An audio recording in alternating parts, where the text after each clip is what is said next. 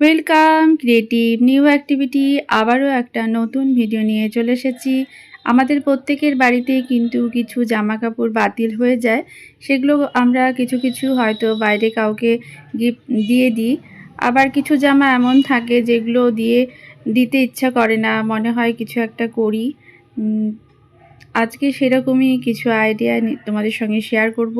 এখানে দেখতে পাচ্ছ 3টে কুর্তি টপ জামা।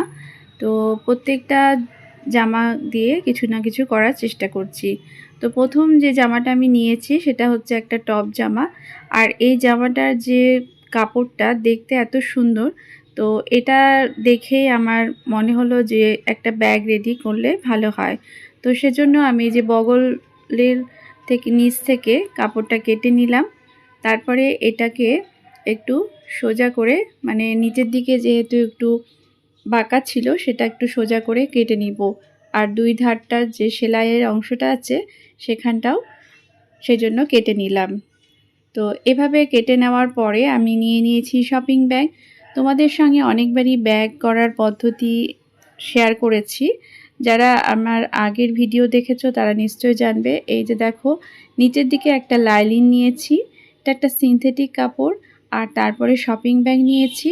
আর তারপরে যে মেন কাপড়টা নিলাম, যে টপের যে কাপড়টা আছে সেই কাপড়টা নিয়েছি। কাপড়টার মাপেই আমি সবগুলোকে কেটে নিয়েছি। আর শপিং ব্যাগ আর যে লাইলিনটা আছে এটা পিন দিয়ে আটকে মাপ করে কেটেছিলাম বলে একসঙ্গে পিন দেওয়া ছিল। আর তিনটাকে একসঙ্গে দেখো পিন দিয়ে অ্যাটাচ করে নিয়েছি। পিন দিয়ে অ্যাটাচ করে নিয়ে আমি এটাকে চারিদিকে সেলাই করে নিব, তাহলে জিনিসটা একসঙ্গে হয়ে যাবে। তো এইভাবে এটাকে সেলাই করে নিলাম, দেখতে পাচ্ছ। এরপরে পিনগুলোকে খুলে নিব। তো আমার যে বেসটা, ব্যাগের বেসটা রেডি হয়ে গেল। এরপর তৈরি করব ফিতা। ব্যাগের যে হ্যান্ডেলটা থাকে সেটা রেডি করার জন্য এই কাপড়টা আমি নিয়েছি। এটা একটা শাড়ির পাড়।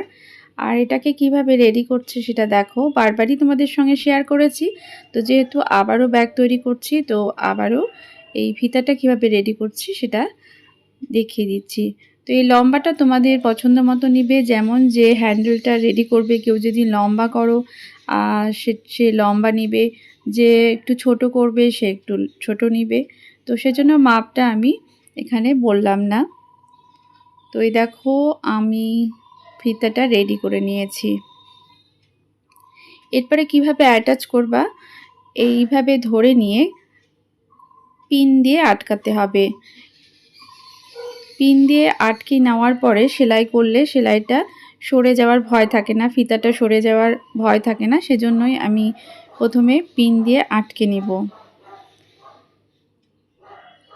আর যখনই এই যে ফিতাটা লাগানো হবে তখন কিন্তু আমাদের একটু দেখে নিতে হবে দুই ধারের যে মাপটা আছে, যে এই দিকের মাপের সাথে অন্য দিকের যতটা ছেড়েছি সেই মাপটা সমান কিনা। আমি এটা এইভাবে ধরে নিয়ে মাপটা নিয়ে নিলাম। হাতের কাছে ফিতা ছিল না সেই জন্য, তো ফিতা দিয়ে তোমরা এই মাপটা করে নিতে পারো। তারপরে এখানে পিন অ্যাটাচ করে দিলাম। এরপরে যে কাজটা আমাকে করতে হবে, এই চারিদিকে যে কাপড়গুলো আছে সেইগুলোকে ভালো করে কেটে নিতে হবে সুন্দর করে। আর এই যে ফিতাটা দেখো, একদম দুটো দিক সুন্দরভাবে সমান হয়েছে, এটা আমি এভাবে দেখে নিলাম। আর তারপরে মাঝখানে চেন লাগাতে হবে। চেন লাগানোর পদ্ধতিটা উল্টো করে ধরে নিয়ে এইভাবে সোজা করে সেলাই দিয়ে এটাকে এইভাবে ঘুরিয়ে নিয়ে চাপ সেলাই করতে হবে। এইভাবে মেশিনে দেখো চাপ সেলাইটা তোমাদেরকে দেখাচ্ছি। এখানে যে ফিতাটা আমি এই যে নিচটা দেখো এরকম ছিল, আর ফিতাতে যে অ্যাটাচ করেছিলাম সেটা পিনটা খুলে নিয়ে উপরের দিকে করে নিতে হবে, না হলে কিন্তু এটা ফিতাটাও সেলাই হয়ে যাবে। তো এইভাবে দেখো একটা ধার আমার হয়ে গেল, আর ফিতাটা কি সুন্দর উপরের দিকে যাচ্ছে। তো ফিতাটাকে একটু খেয়াল রাখবে। তারপরে অন্য দিকের চেনটাও লাগিয়ে নিতে হবে। এই চেনটা সুই সুতোর দোকানে, যেখানে একটু বড় দোকান আছে সেখানে বললেই ব্যাগের চেন লাগানো সেগুলো পেয়ে যাবে। তারপরে আমি একটা ছোট পকেট রেডি করে নিচ্ছি। এখানে একটা ছোট্ট চেন লাগিয়ে নিয়েছি আর তারপরে এটাকে এভাবে অ্যাটাচ করে দিলাম। এইভাবে একটা ছোট্ট পকেট রেডি করে নিলাম। এই ব্যাগের ভেতরে যদি কিছু পয়সা নেওয়ার থাকে তো সেজন্য আমি এই ছোট্ট একটা পকেট ব্যাগের ভেতরে লাগিয়ে নিব। তো এভাবে এটাকে রেডি করে নিয়ে ব্যাগের একটা ধারে এটা অ্যাটাচ করে দিব। তো এই পকেটটা রেডি করাটা আমার একটু ভুল হয়েছে, তো পরে কোনো দিন শেয়ার করব। তো এটাকে এভাবে ধরে নিয়ে দেখতে পাচ্ছ উপরের কাপড়টাকে একটু টেনে নিয়ে আমি এটাকে সেলাই করে দিচ্ছি। আসলে আমাকে চেনটাকে একটু নিচের দিকে করতে হতো, যে কাপড়টা আছে সেটা ধরাটা একটু অন্যরকম করতে হতো, তাহলে এটা সুন্দর হতো। তো যাই হোক, আমি এভাবে এটাকে অ্যাটাচ করে নিলাম। একটা ছোট্ট পকেট ব্যাগের মধ্যে হয়ে গেল। তারপরে দেখো আমি লক লাগাবো, আর চেনের সঙ্গে সঙ্গে তোমরা লকটাও দোকানে বললে ওরা এই রকম লক দিয়ে দিবে। আর এই লকটা লাগানো কিন্তু খুব কঠিন না, একটু দুটো ধরে একটু টান দিলে এটা রেডি হয়ে যায়। আর লক লাগানোর পরে এইটাকে উল্টো করে নিয়ে এইভাবে ধরে নিয়ে চারিদিকটা সেলাই করে নিব। চার ধার না 3 ধার এভাবে সেলাই করে নেওয়ার পরে এখানে পাইপিং লাগিয়ে দিব। সেলাইটা মজবুত হবে, প্লাস এই যে সুতোগুলো বেরিয়ে আছে সেটাও দেখতে বাজে লাগবে না। তো এভাবে আমি এটাকে শপিং ব্যাগের যে পট্টি দিয়েই এটাকে চারিদিকে পাইপিংয়ের মতো করে লাগিয়ে নিলাম। তারপরে দেখো এবার খুলে নিচ্ছি। এইভাবে কোনাগুলো একটু ভালো করে হাত দিয়ে করে খুলে নিতে হবে। তো রেডি হয়ে গেল আমার একটা সুন্দর ব্যাগ। এই ব্যাগটার নিচের দিকটা আমি বেশ চ্যাপ্টা করিনি, মানে চওড়া করিনি, এরকমই প্লেন রেখেছি।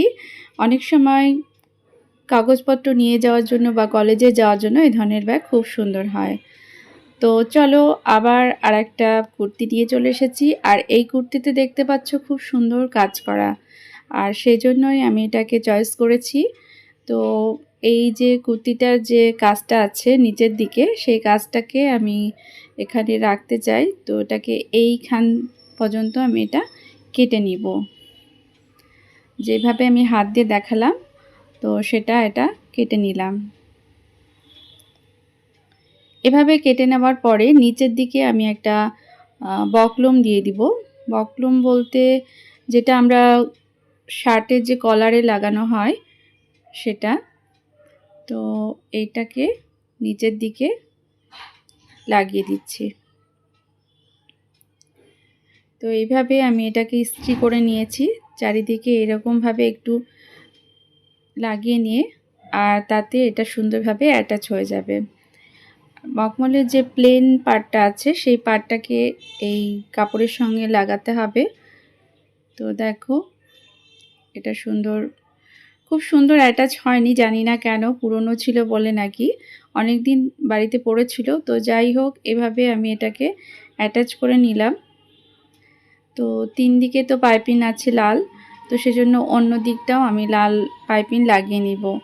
আর এই বকলমটা লাগানোর পরে আমি সেলাই করে নিয়েছি চারিদিকে,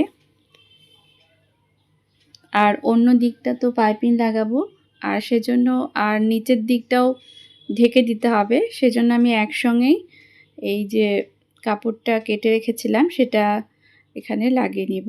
তো এইভাবে ধরে সেলাই করে নিয়েছি। একটা জিনিস দেখো, যেহেতু এটা লাগাচ্ছি তো আমি এই ধারগুলো সেলাই করে নিয়েছি। 3 ধারই সেলাই করা আছে, মুড়ে নেওয়া আছে। আর এটাকে এভাবে সেলাই করে নিয়ে এই দেখতে পাচ্ছ এভাবে ধরে আমি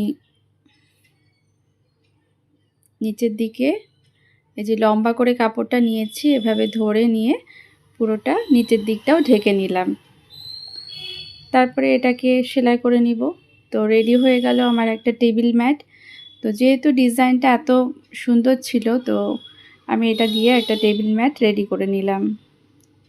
তো কেমন লাগলো অবশ্যই জানাবে। এরপরে দেখো আরেকটা যে কুর্তি আছে, এই কুর্তিতেও কিন্তু সুন্দর দুটো ফুল ডিজাইন করা আছে। তো এইটাও আমি এইভাবে কেটে নিলাম। আগেরটার মতো এটাকেও মখমলের সঙ্গে একসঙ্গে জোড়া দিয়ে নিয়েছি। আর তারপরে আমি এর নিচেও একটা একই কালারের একটা লাইলিন বলতে পারো, এইভাবে অ্যাটাচ করে দিয়েছি, সেলাই করে নিয়েছি। এইভাবে জোড়া করে ভেতরে বকলম আছে আর উপরের দিকে স্টিচে যে কাজ করা যে কাপড়টা, আর নিচে একটা লাইলিন। তারপরে এই কাপড়টাকে সেলাই করে নেবার প্লেন করে নিলাম চারিদিকে যে ছিল। তারপরে একটা পাইপিং নিয়ে নিয়েছি, কালো রঙের পাইপিং আমি এখানে ব্যবহার করেছি। আর এই মাপটা দেখো, এভাবে যতটা লম্বা আছে সেই অনুযায়ী এই মাপটা কেটে নেব। এই তো এটা এভাবে সেলাই করে নিয়েছি। প্রথমে 2 ধার সেলাই করে নিতে হবে, তারপর এটাকে এরকমভাবে ধরে নিয়ে পেছন দিকে একটুখানি এইরকমভাবে মুড়ে নিয়ে সেলাই করে নিতে হবে। একটু চওড়া করে পাইপিংটা আমি রেডি করেছি দেখতে যাতে ভালো লাগে, খুব সরু ভালো লাগবে না, তাই জন্য। আর এইবার অন্য পার্ট দুটো সেলাই করব। অন্য পার্টটা একটু বড় করে কাপড় নিতে হবে, যতটা লম্বা আছে দেখো একটুখানি বড় নিয়েছি, এটা একটু মুড়ে নেওয়ার জন্য। এইভাবে মুড়ে নিয়ে এটাকে সেলাই করে নিতে হবে, তাহলে ফিনিশিংটা ভালো হবে। উপরের দিকেও যেমন একটু বাড়তি কাপড় ছেড়েছি, নিচের দিকেও সেরকম একটু বাড়তি কাপড় ছেড়েছি যাতে মুড়তে সুবিধা হয়।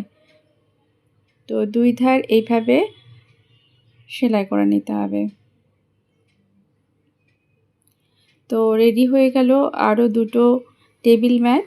তো এই ধরনের টেবিল ম্যাট বাড়িতেই তোমরা সুন্দর সুন্দর টেবিল ম্যাট রেডি করে নিতে পারো। কোনো কুর্তি বা জামাতে সুন্দর সুন্দর ডিজাইন থাকলে পরে এইভাবে তোমরা রেডি করে নিতে পারো। তো কেমন লাগলো অবশ্যই জানাবে। আর এই কুর্তিটার যে পেছনের পার্টটা ছিল সেই পার্টটাকে আমি একটু দেখো এই রকম আছে, তো এটাকে আমি বগলের নিচ থেকে একটু কেটে নিব। বগলের নিচ থেকে না, আর একটু উঁচু পর্যন্ত, যেহেতু পেছন পার্টটা অনেকটাই নেওয়া যায়। তো এইভাবে দেখো নিচের পার্টটাকে উপরে এইভাবে টেনে নিয়ে ধরে নিয়ে আমি এটাকে সোজা করে কেটে নিব। এটাকেও একটু কাজে লাগানোর চেষ্টা করব।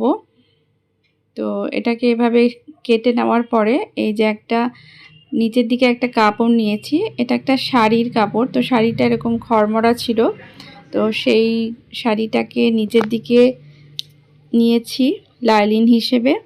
আর মাপ অনুযায়ী এটাকে কেটেও নিব, আর কেটে নিয়ে চারিদিকে সেলাই করে নিয়েছি। আর চারিদিকে সেলাই করে নেওয়ার পরে পাইপিং লাগিয়ে নিব।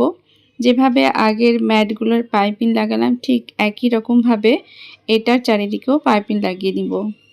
তাহলে এটাও একটা টেবিল কভার বলতে পারো বা কোনো জায়গায় ঢাকার জন্য রেডি হয়ে গেল।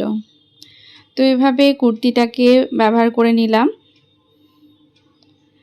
তো বাড়িতে পড়ে থাকা জিনিসগুলোকে ফেলে দেওয়া যে চুড়িদার কুর্তিগুলোকে এভাবে সুন্দর সুন্দরভাবে ব্যবহার করে নিয়ে সুন্দর সুন্দর জিনিস রেডি করে নিলাম। তো কেমন লাগলো আমার এই ভিডিওটা অবশ্যই কমেন্ট করে জানাবে, আর ভালো লাগলে একটা লাইক করে দিবে। নতুন বন্ধুরা অবশ্যই সাবস্ক্রাইব করে দিবে। বাই।